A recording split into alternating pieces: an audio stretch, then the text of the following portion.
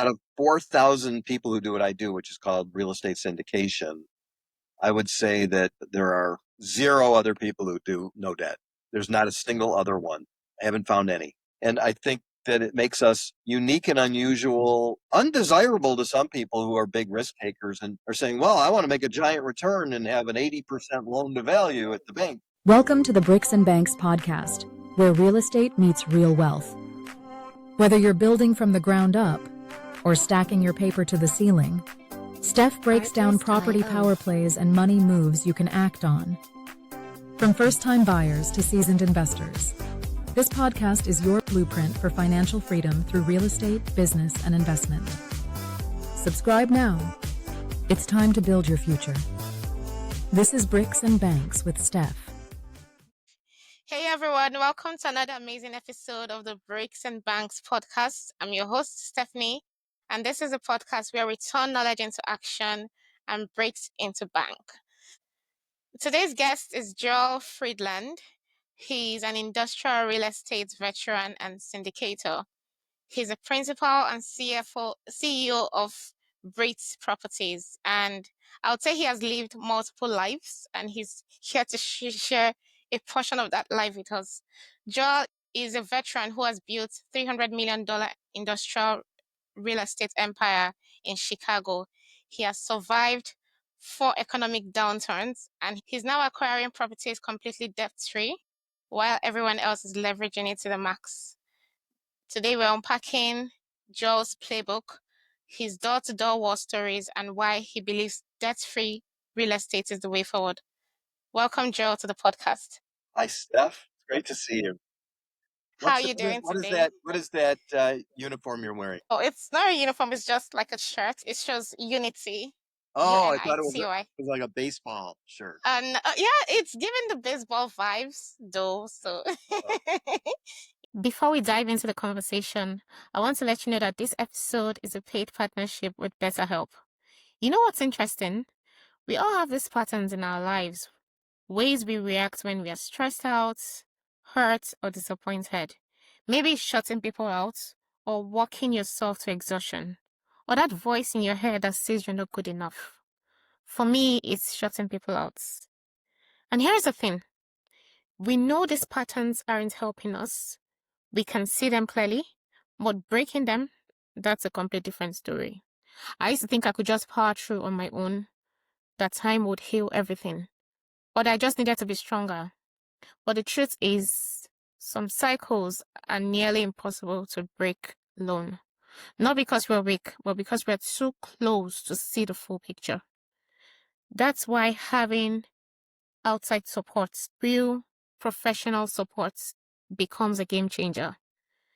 When you have someone trained to help you understand why these patterns exist and give you actual tools to help change them, everything shifts. You're not just surviving anymore, you're actually on your path to healing. That's why I'm partnering with BetterHelp today. BetterHelp is on a mission to make starting therapy easier. They'll connect you with a credentialed therapist who is trained to listen and give you helpful, unbiased advice, ensuring confidentiality throughout the process. You just get to fill out a questionnaire, and you'll be matched with a therapist as soon as possible. And if that's not the right fit, don't fret. You can easily switch therapists anytime at no extra cost. To get started, head on to betterhelp.com/bricksandbanks. That is betterhelp.com/bricksandbanks to get 10% off your first month of therapy. I'll make sure to leave the link in the description so you can click and get right on. Breaking the cycle starts with one step, and this could be yours. Going to therapy is not a sign of weakness. No, it's a sign of strength. BetterHelp makes therapy simple with 10% off your first month of therapy to help you get started. Remember, you don't have to do this alone. A problem shared is a problem half solved. Yeah, how are you doing today? Are you in Chicago right now? I'm in Deerfield, Illinois. It's a suburb of Chicago. We have deer that eat our plants, and it's called Deerfield. And I'm obsessed. I do a lot of gardening, and I plant a lot of plants, and I spend a lot of money and time And yesterday they ate the flowers right out of my garden. So I live in Deerfield, and I said to my wife, we don't live in Friedland Field, we live in Deerfield. They were here first. The town's named after them. So they just wander Nice. into our garden and eat the flowers. I'm pissed. I'm really pissed off. I planted Oh, snap. so many good flowers. I love gardening, and I mean, unfortunately, every now and then you have to pay taxes to the landowners, so that's your tax. there you go. They're the landowners. They were here first. And I Yeah. feel like you've lived multiple lives because you've lived a gardener's life, you've lived corporate life, you've lived real estate. Now, we want to focus on your real estate journey. How did we get here? You spent But over 4 decades in the business. How did we get here? I did start out with gardening. Okay, When I was 14, and I was before even high school, I was in middle school. My parents were both in graduate school, getting degrees to be therapists, and okay. so there wasn't a lot of money in the family, and I wanted to be helpful and supportive and be able to pay for some of my own things as a kid. So I started a landscape business, and I ended up uh, going door to door, convincing my neighbors to let me cut their lawn and trim their trees and bushes and Wow. plant their grass and flowers. I was at the age of 14, I had 60 employees working for me. What? Yes, they were Are these kids, your peers, or how did you get 60? 60, it's not even six people. 60 people. How did you get there? mostly high school students. I couldn't even Okay. drive, so I had to hire people to drive, to pick up the gas, Oh, to run the lawnmowers, and to pick up the supplies at the garden store, and to pick up all the plants. And I bought a trailer, and I had a hitch attached to my parents' car, and I convinced my parents to let my high school friends who worked for me drive car with the hitch with the trailer so that we could pick up sod and bushes and plants and bring them to the job sites, which were all my neighbors' homes. So I got them by cold calling, knocking on oh, everybody's door and saying, "Hey, I'd like to cut your lawn and do your gardening." And I was hired by dozens and dozens and dozens of families wow. just for the first year when I was Hmm. 14. And I did that for many, many summers, and I really learned the gardening and the landscaping business. And then I went to college, I graduated, and I decided, real estate's kind of related to gardening because you don't Yes. have a garden unless you have real estate. Uh-huh. So I said, real estate might be better than gardening for me for a living. Definitely. So I went to work for a family that owned 84 industrial buildings in Chicago. Industrial is where products are manufactured, distributed, companies that occupy the ones you would know today. Amazon has hundreds and hundreds of industrial buildings that if Yeah. you drive by any highway in any town, you see an Amazon building. That's industrial real estate. But what I do is I buy the much smaller buildings that are 10,000 to 30,000 square feet. Oh, okay. And I've been doing this for 43 years because I'm Hmm. 66 now. I started when I was 22. I had a Wow. mentor whose name was Stephen Podolsky. That was one of the members of the family that I worked for who had the 84 buildings. Oh, wow. Yeah, Okay. they taught me the industrial real estate business. And now what I do is I still knock on doors, but I hire people to knock on doors. But To in do that. industrial parks, asking company owners if they would sell us their industrial building. And Wow. we bought 105 industrial buildings. Interesting. Yeah. Wow. Mostly That's bricks and banks. bricks and definitely you're living out our motto, bricks and banks, because and it's easy. I feel like it's easier. Correct me if I'm wrong. I feel like it's easier starting out younger because people would give you that grace. Oh, he's just a kid. Let's support the business. As opposed to when you're older, people have more expectations from you and there's less margin for you to fail. What do you think about that? Well, I fell in love with the industrial real estate business, and you're Mm, right. Everyone wanted to give the 22-year-old kid a chance. yes. So in my first year in industrial real estate, I made 37 leases by going Wow. mostly door to door. And in Mm, those days, we would send mailers because the U.S. Postal Service, who's one of our tenants now, deliver the mailers to people saying, hey, I've got a building for lease. Would you like to lease it? Building for sale. Would you like to buy it? So I did a lot of marketing, and I've built a number of relationships. And those relationships that I made at age 22, I still have them today. And today, those people are my investors. I've got Wow. 250 investors in 23 buildings. And the buildings, That's not an huge. empire. It's an empire. You can't be humble. You're not allowed to be It's not humble an at this point. It's it's a portfolio. Okay, let's Yeah, keep it like that. yeah, yeah. Um, So, yeah. so you're focused on industrial real estate. Why is there any reason why it has to be industrial real estate? Why did you ever try residential or multifamily buildings? Why is industrial real estate the go-to for you? Well, there's an old saying: the riches are in the niches. Right. And I decided at age 22 to pick a niche, and my niche was industrial. I don't want to be doing something that other people know a lot more about than I do. If That's you true. were to contact any of my clients, tenants, investors, and said, how much does Joel know about industrial real estate? They would say he may be the most trusted um, expert in industrial real estate Yeah. in his niche anywhere in the country. And the reason they would say that is because I've had all of the terrible experiences that, that make you an expert. I've had many bad things happen. And every time Yeah. something bad happens, I put it in the memory bank and I say, okay, I learned something from that mistake or that bad thing that happened. Let's not let that happen again. Uh-huh. So I would say I've made hundreds and hundreds of errors in my business. Every year, even now, we're going to make errors. Nobody's got a perfect batting average. And by Definitely. having all those experiences, I've learned a ton. Over the years, as an industrial real estate broker, I made about Uh, 2,000 leases and sales. We've only wow. bought 105 buildings. Buildings are hard to find. And once we For find, for such a niche as industrial real estate, 105 is game changing. You've done the same thing over 105 times and you've done it right.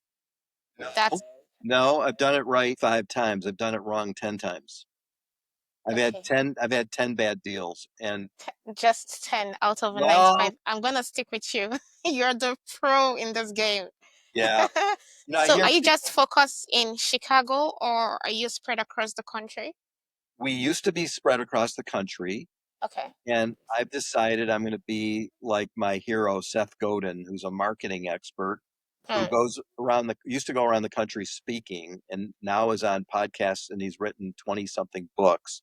Wow. He says, I don't fly. If I have to fly somewhere, then it's business that someone else can do. And I feel the same.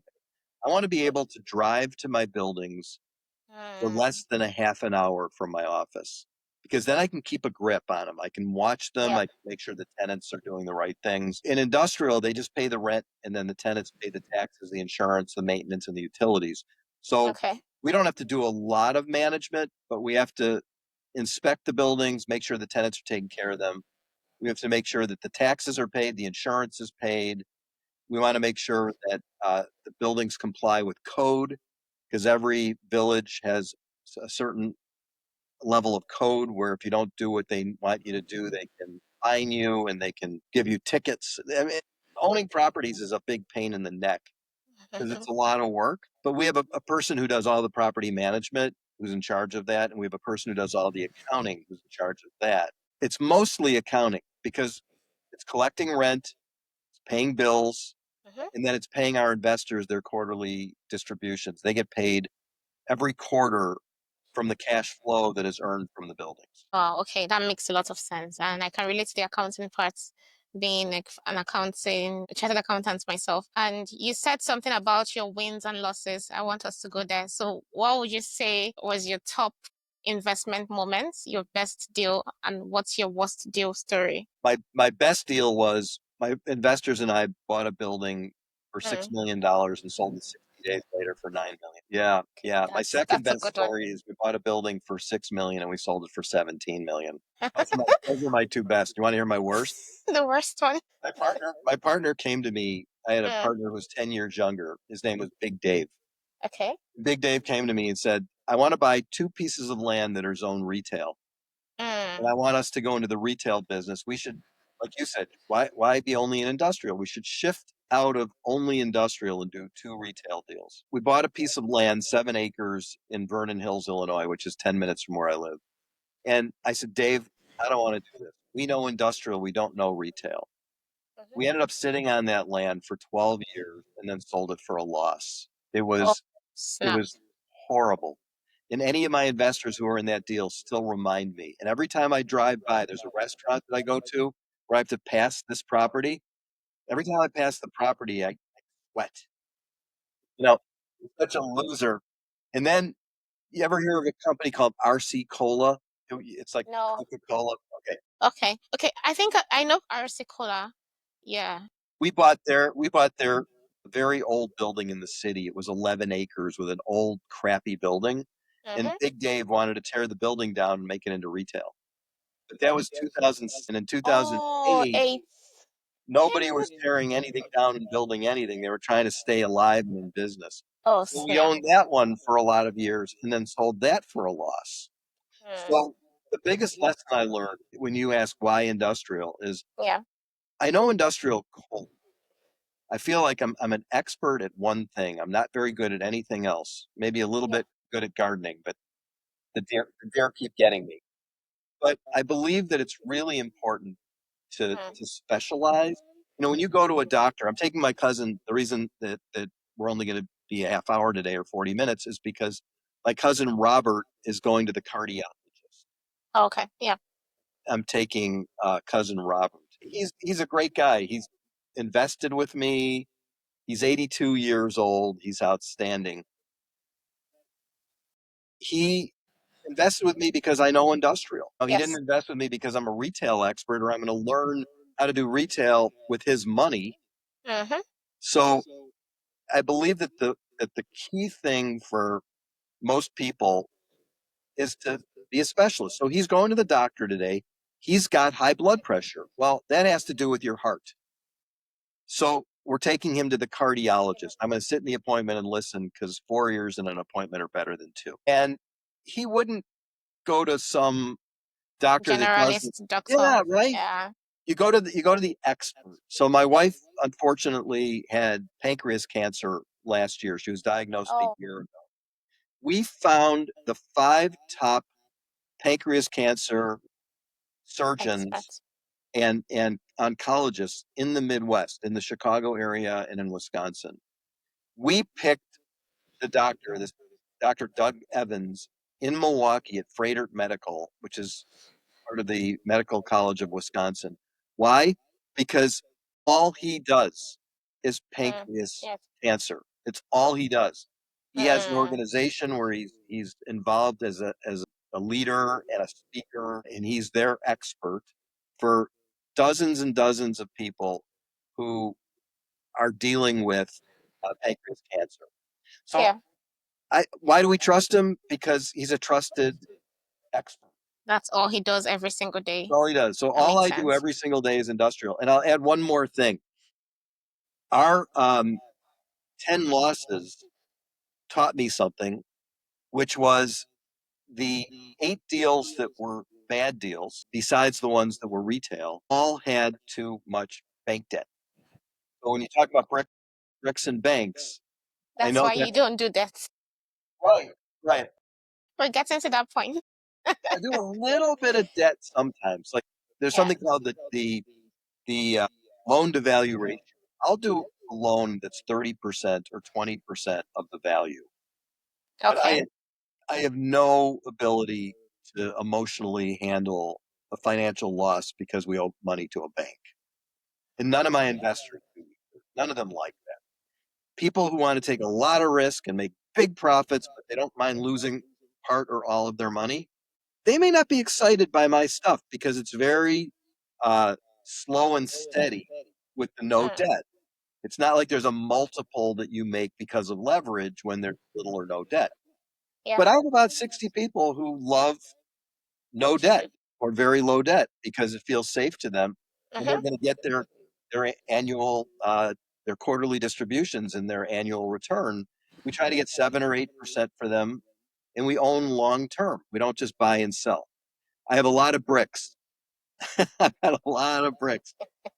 I've got millions of bricks in my building, but not I but love not many but not many banks. you set the pace. You're the expert in that field. There's no point overstretching yourself because as human beings, there's little as much as we can take. So why overstretch yourself trying to compete in all these fields? Why don't you just stick to one thing, get good at it, and fly from there?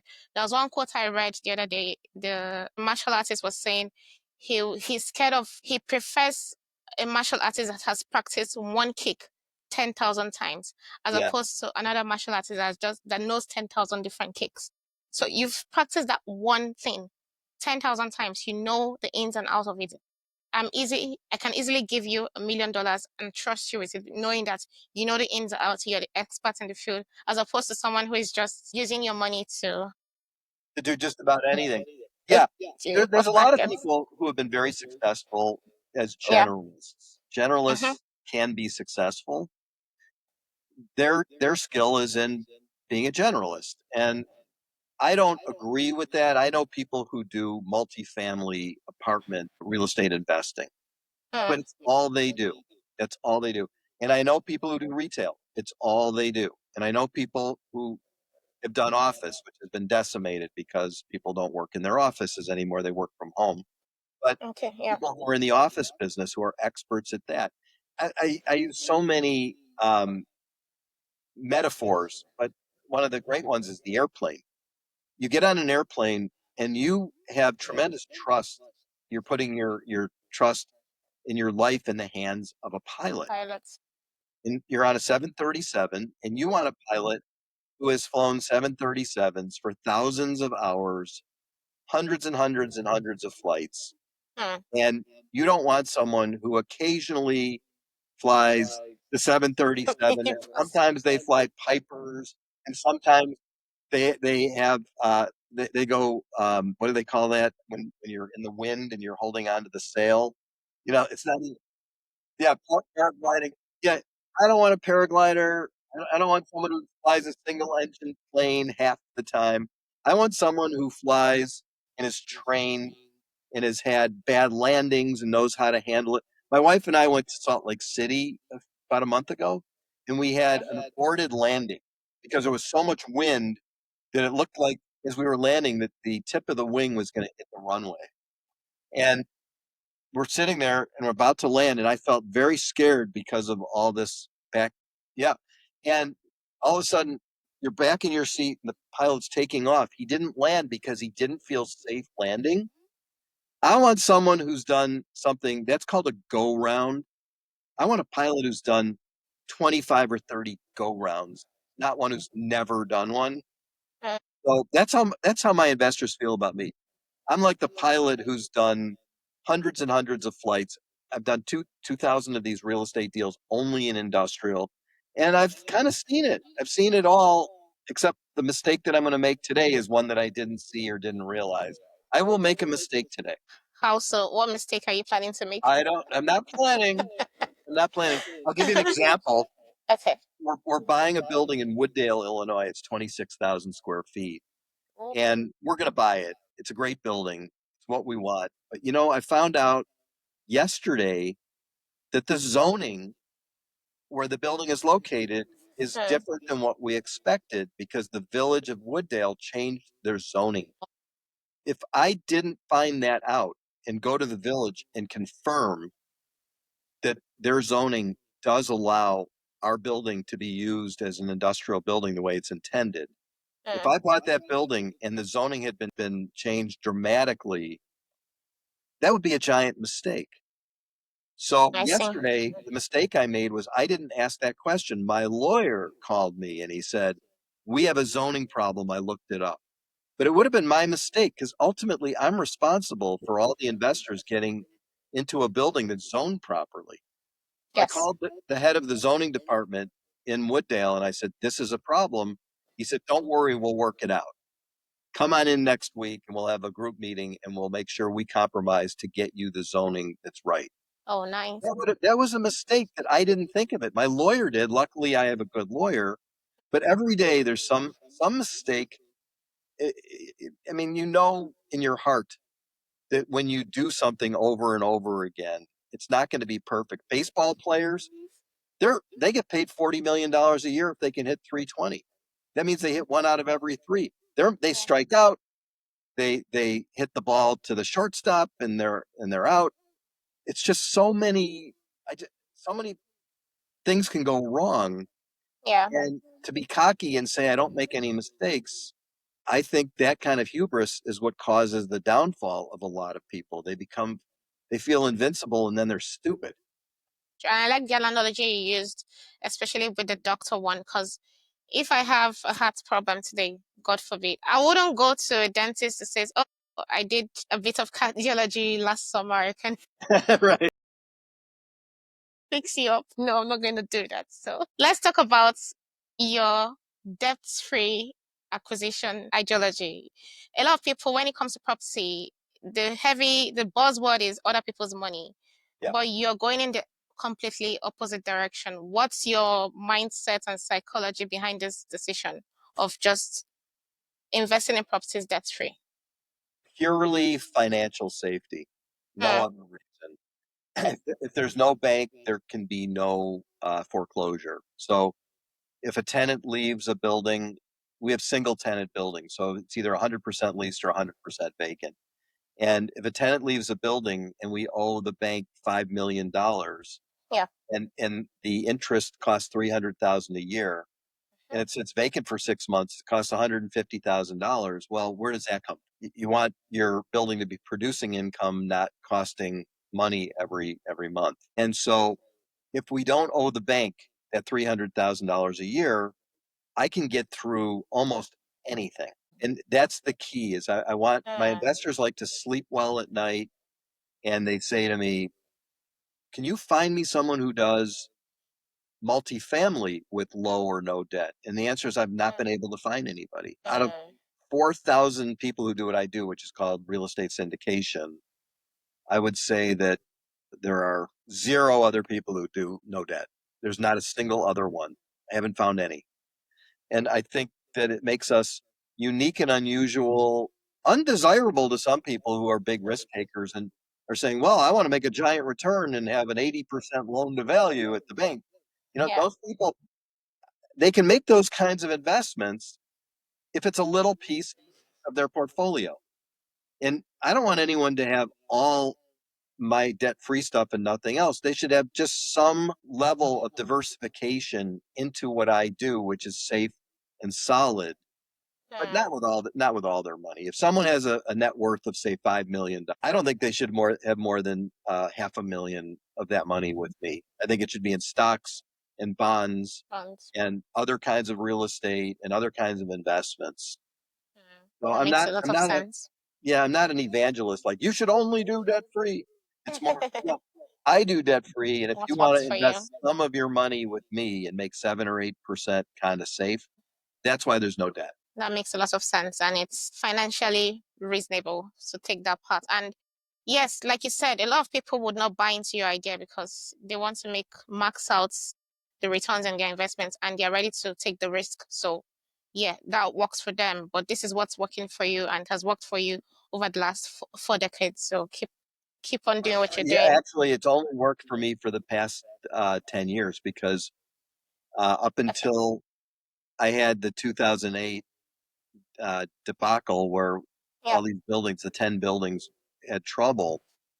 Up Mm. until then, we had debt. We had 60% loan to value. We had 70%. We had 50%. This Okay, that whole, was what shifted your mindset. yeah, yeah. When you touch the stove and you get burned, you don't touch the stove anymore unless you know that the fire has not been on for quite a while. Okay. Yeah, I'm a strong believer that when you learn your lesson, if you make the same mistake again, Shame on you. That's on you. Yes. And let's talk about syndication. I know half of your portfolio are on the 1031 exchanges.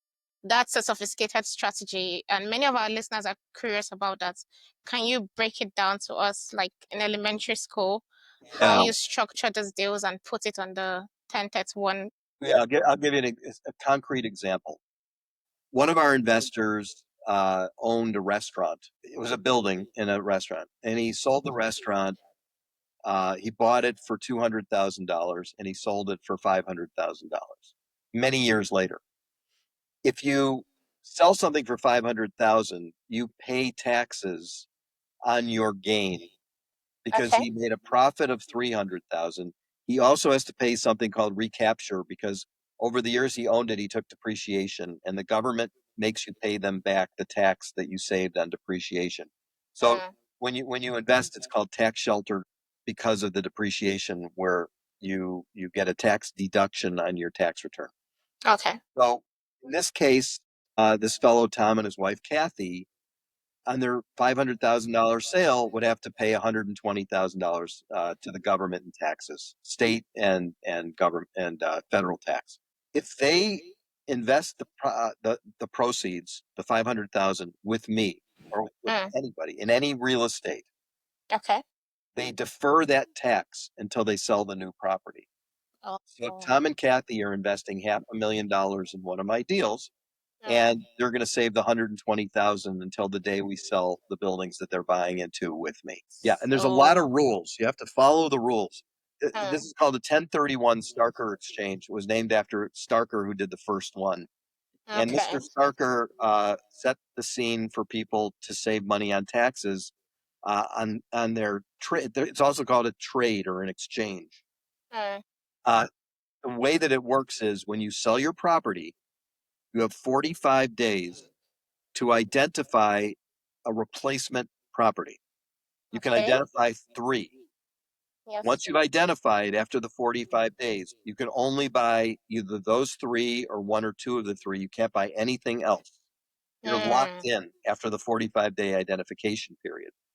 So you okay. have to know when you identify that you're going to be able to buy the I property. wanna And then buy. after the 45 days, you have 4.5 months to close. If you don't close by the end of the sixth month from the day you sold your property, then you lose all the benefits and you have to pay the taxes, and the 120,000 goes to the government. So Tom and Kathy found me through somebody they knew, and they Okay. called and they said, "We like industrial. Can we invest $500,000 with you Mm, as what's called a tenant in common?" That's how this works. Where they're not partners with me; they actually own their own piece of a bigger deal. It's a $3 million project. So they have a $500,000 of the yes. $3 million, and my group of other people had the other 2.5 million. And so we did what's called accommodating their 1030. It's a little Okay. technical, but a lot of No, I, people I do like it. the way you've broken it down. It makes a lot of sense, and we see the cost benefits to it. You instead of having to pay out that cash flow, you're retaining the cash flow in the business and doing further business with it. So it makes a lot of sense to keep the money in for as long as you can. So Tax free. So tax free. it's really called tax deferred. It's not tax free because one day they'll have to pay the tax Yeah. if they sell if we sell Okay. this property. So let me tell you why it's so good.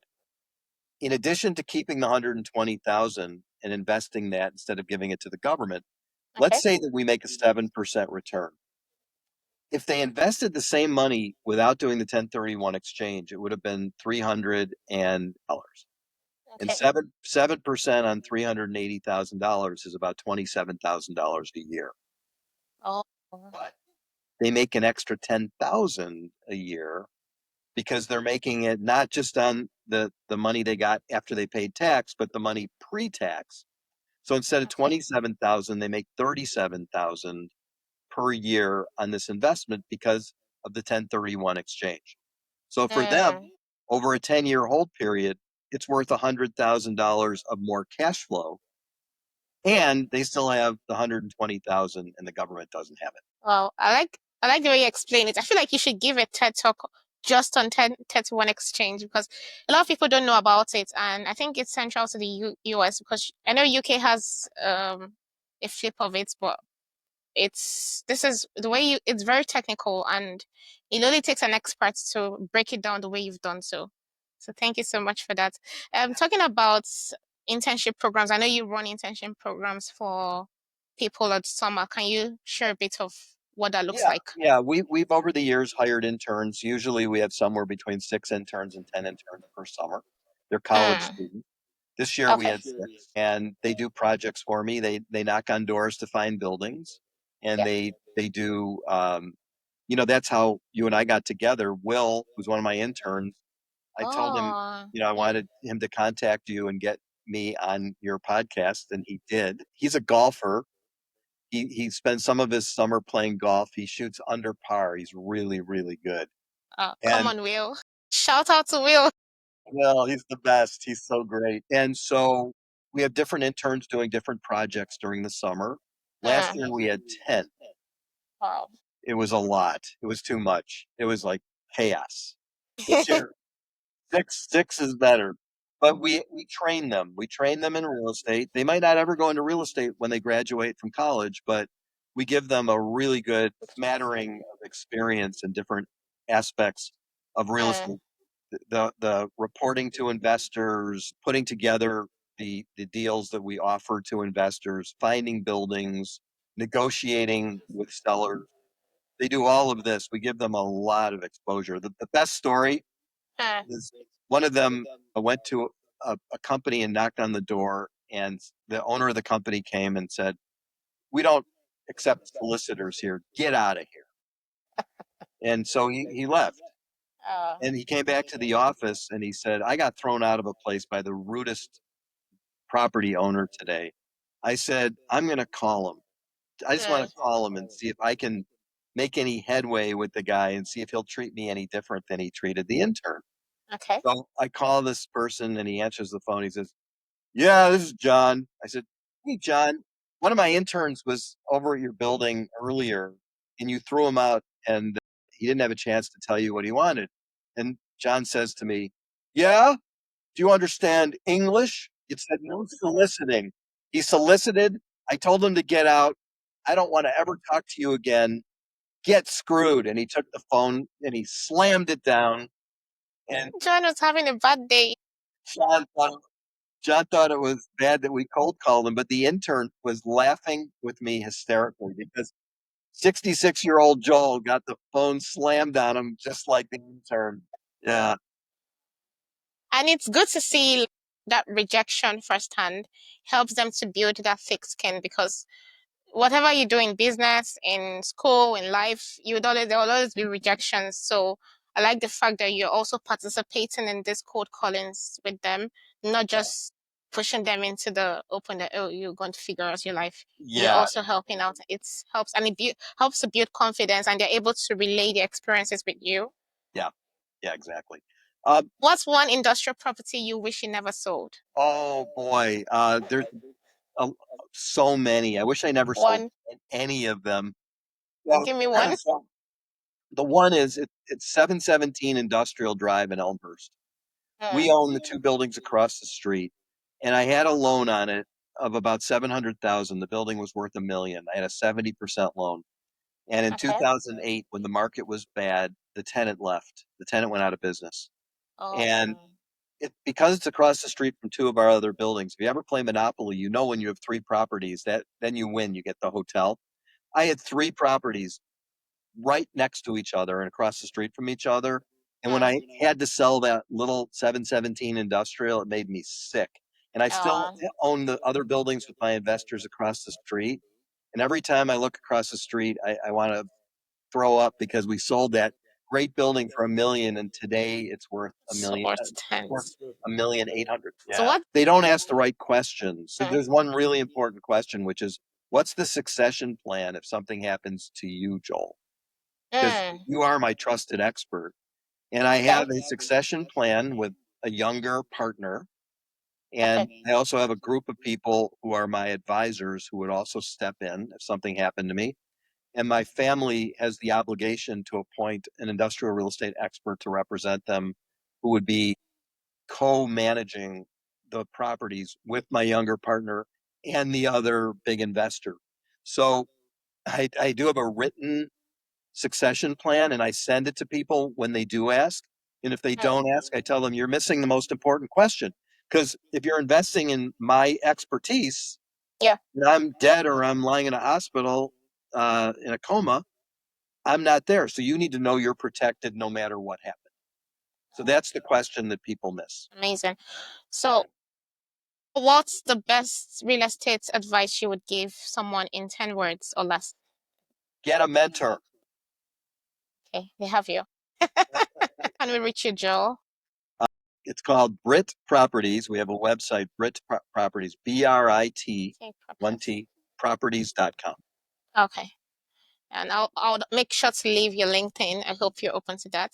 Yes, I'll make sure please. to leave your LinkedIn and the website in the description so our audience can go there and check you out.